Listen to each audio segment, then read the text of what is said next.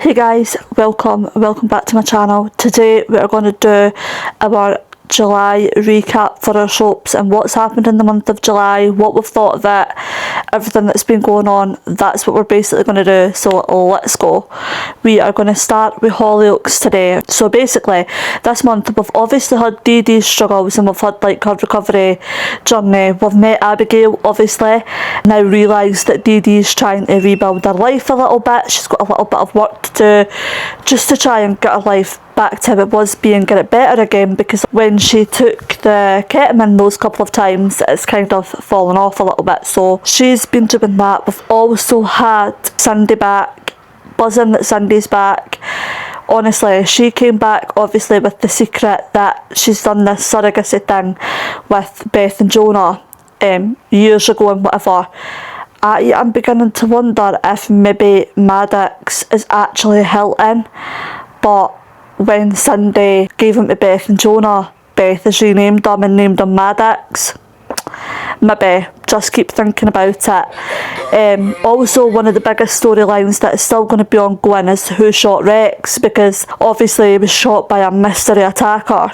I thought when it first happened to Rex that it was Cindy, and I was convinced that Cindy had something to do with it somehow, but since that's happened over the past couple of weeks, obviously James is back in the picture, so I'm wondering if James has actually been the one to have something to do with that, because obviously he absolutely wants Steve back and that would make total sense for James to be getting involved in it. So yeah, maybe James. Also, we've obviously had Warren and Mercedes. Basically, Warren is trying to obviously get these crypto wallets with Jensen. Warren obviously now thinks that he shot Jensen. We know he hasn't. He shot Billy, but I do get why Warren thinks it. And obviously, he thinks that he's killed Jensen when he's not really killed Jensen. And then obviously we've also had Vicky and Prince situation. Obviously Prince and Leah are definitely growing closer. He is obviously cheating on Vicky, which Vicky's going to be absolutely devastated about, because I really think that Vicky loves Prince. Leah just seems to want to do anything for people, for content. She's not doing it to be friendly with them or make their life better. She's purely doing it for her own selfish reasons, and she's quite selfish. So I think we're also going to come to the point where it's going to end up getting found out by the rest of the other kids that Leah has watched their videos.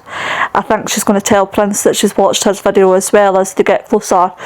So it's all going on basically. Eastenders. So obviously we started this month with the end of B basically, and B having her breakdown where she basically took Honey to this cottage, wanted to try and keep her there. She was trying to frame Billy for murdering her, which obviously never happened, and then Honey found her alive and Honey tried to basically get rid of her and that didn't happen, and then she took Honey to this cottage and Linda found her, and it was basically B's mental health was crashing down. She didn't know how she was going to get out of this, and then when she did come back to the square, she nearly actually tried to kill Billy before the police came in and got her. That was honestly so dramatic, genuinely dramatic. The fact that B took Honey to this cottage, tried to hide everything, and then when she got found out and realised that she was getting found out, she literally tried to kill Billy, basically hold it to his neck and tried to kill him, which was crazy. We've also had Ian's drink driving case this month. Obviously Ian ended up saying that he was guilty. We had the fact that he was going to keep saying not guilty, and then he changed his mind, and now that he said that he's guilty, he's actually got 8 months in prison. We've also realised that he's now in prison with Gray. I feel like Gray is just going to play games with Ian. He is not caring about what Ian thinks about anything. That is literally not bothering him. He is just going to do what he wants to do, and that's just Gray for you.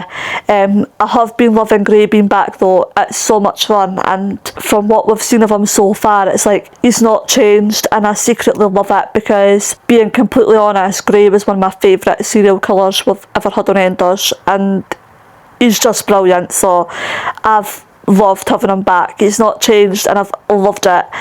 I also love that he's ended up being in prison with Ian and everything. It's just brilliant. I just love it so much.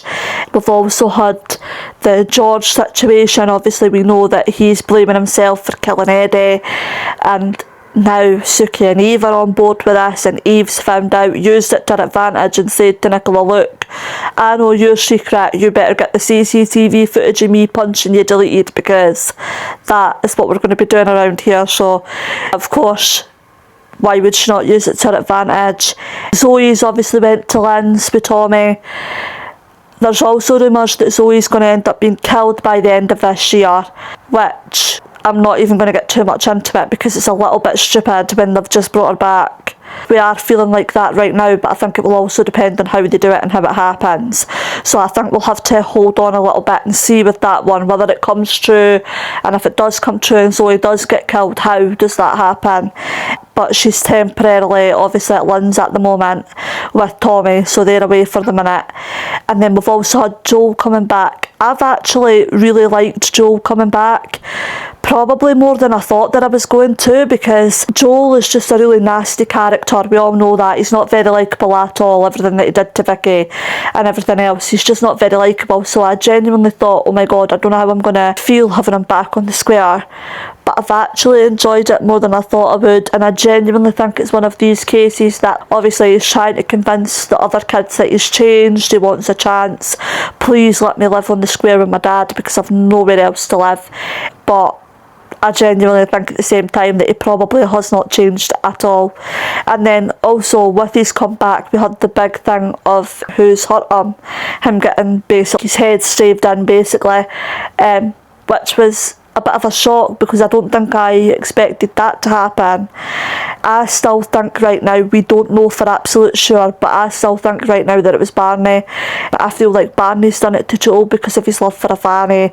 The fact that they had that scene with him and Harry where Barney was trying to say, oh, where did you put it, etc., just makes sense that it was Barney, and I feel like he's done it because he loves Fanny, which is quite cute in a way. It is quite cute because he genuinely loves her. So Emmerdale this month, obviously Kane's cancer is still ongoing, but obviously it's brought it back to the surface with Monty being diagnosed with it as well. We're also going to lose Monty, which is going to be super sad, and it's also like Kyle's fires just came back up as well. Kyle did the other fire, which is how everybody found out that Monty had the cancer. And I feel like the heartbreakingness of the fact that he's going to lose Monty has made Kane reflect on his own refusal, so he is going to do the treatment, which is good. I loved the Kyle in the woods thing as well, which obviously hurt Kane as well. Kane got hurt there. We had Robert's secret injury, didn't we? How that tractor moved. I still think that was sooner. We haven't really seen if it actually was yet, but I still think it was her 100%. The police were at Vanessa about Charity. Vanessa has found out that Caitlin has done what she did to Charity. Vanessa is raging about this, and she's trying to do anything to find out any other information to get Caitlin sent down to prison for it, which obviously led to them finding Helen. I loved Helen. I thought she was such a lovely character, and I feel like she did want to help Charity, but I feel like it was at the point where it was like she couldn't, so she didn't in the end. But I did love the couple of episodes we had with her because I thought she was actually really lovely. We've had a load of Kevin Lewis stuff. Basically, we've had things happening and then Lewis being like, oh my god, I can't trust you again, Kev, and then trusting him and not, and everything else. The biggest thing for that, I think, was Vinny telling the lies about Kev trying to hurt him. But then I'm glad that Vinny told the truth in the end, and obviously Lewis now knows that Kev actually didn't do anything wrong, which is good. And obviously we've had the turn up of Steve-O, which is one of Kev's friends, and we're at the point now where Claudette has just paid him off, which I'm so happy about because I can't even tell you how much I adore Claudette and Kev's relationship. It is so good. She definitely feels like he's like a son to her, and she just really cares for him, and you can see that, and I just absolutely love it. It's just the best thing in the whole entire universe, to be honest with you. Right, Coronation Street. I am in the same boat. I know you guys are absolutely fed up with Jodie. I am and all. It's just so annoying. I just want to know her game now. I want to know what she's up to. Another month by where we actually still don't really have a clue, apart from the fact that she's stealing footballs from kids and that she's admitted that she was the one that whacked Sarah over the head that night. Also, with regards to Sarah, obviously she has now been charged with Theo's murder. She's admitted it to the police. She has kept Gary out of it at this moment in time, but she has admitted it and basically she's in prison for it. So that's currently what's happened with her. And then we've also had at the very beginning of the month Alfie being hospitalised because of the mould with Idris. So Idris and Abby have been suing each other, and Abby's been like, I'm suing you for what you've done to my son, but then we've just had it happen that she's accepted a payment off Idris and just left it at that. So hopefully they're all over now. She's accepted the payment and that can be that. We've had a little bit of Asha, which I've actually loved. We've had a little bit of her this last week where basically Sienna's came back into her life and Nina is really struggling with being jealous and she's accused Sienna of stealing from her basically, which is really crazy. And then it comes that Nina actually found the money, so Sienna hasn't sold her. I love Sienna and Asha. I am also wondering why Sienna does keep going away really quickly, but I did say this in one of my videos a couple of days ago that actually I'm wondering if Sienna is caring for a family member or something like that, and that's why she has to keep going really quickly and really frequently. So it's like you think everything's going well, she's absolutely fine, and then she's like, oh, I'm really sorry, I have to go. Because it's like she looks at her phone all the time at that point, as if she's trying to look for a certain time or something, and then she's like, oh, I'm really sorry. So yeah, I'm wondering if it's that potential. Keep watching. I want to see more of Asha. Absolutely love Asha. I'm excited to see if this story goes somewhere and what's going to happen if Sienna keeps coming around. So that will be so much fun.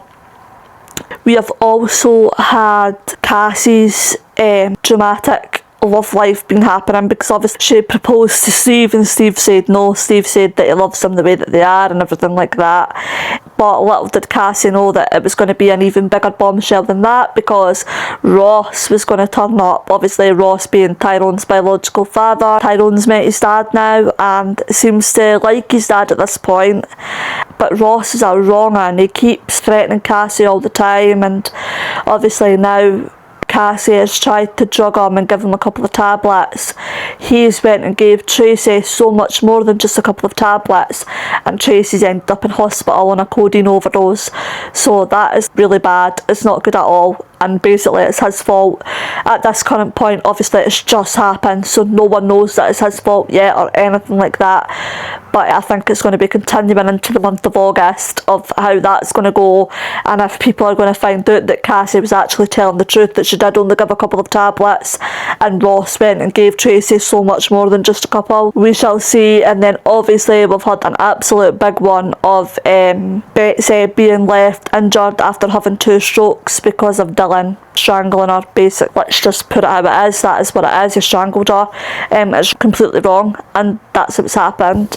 I didn't think that when I seen the trailer of Betsy ending up being in hospital, I didn't think she was going to get as seriously injured as she is, but no, it's very bad. Obviously she can barely speak. You struggle to really understand her. She has a lot of weakness on one side, so it's pretty serious. It's significant. She's in a wheelchair right now. She can't do things for herself. It's pretty significant, and that kind of shocked me, because I don't think I expected that they were going to make it that big and significant, but they have, and it's really significant. And it's really sad actually to see that in someone so young. She's only 18. She's literally just a kid.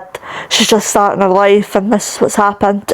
But I think the next coming months is going to be seeing how she recovers and hopefully getting her to a stage where she can recover from it and that she'll be absolutely fine, and that will be amazing if she is. But that's the hope, and I think that's what everybody else hopes. And obviously Lisa is an absolute complete protective mama bear mode right now, trying to protect her little one, because that's what's happened to her. So also with the Cassie stuff, We also had the fact that obviously it's revealed that Ross paid her for sex, which is how Tyrone was born. Poor Tyrone. Like, genuinely, when you think about his life, how it's crazy. It's actually crazy to think about. I don't think I'd want to even know that. Do you know what I mean? But poor kid. That story is definitely going to keep going into this month about how they're going to deal with it, and now that obviously Ross has hospitalised Tracy, how is Cassie going to prove that it was him and not just her, it was him, because Cassie was only putting a couple of tablets in Ross's smoothie, but Ross has swapped it and obviously put in probably a load more than just a couple of tablets. So yeah, it's absolutely crazy. So July has been an absolute crazy month, guys. How crazy has that been? Honestly, our stories and things just change like that. So I'm sure we'll see where we are by this time next month. But yeah, that's crazy. So crazy. But what a good month though. So yeah, I'm going to end this video here. That is basically our month of July. So I hope you've enjoyed our little soap roundup update, and I will see you very soon in a brand new video.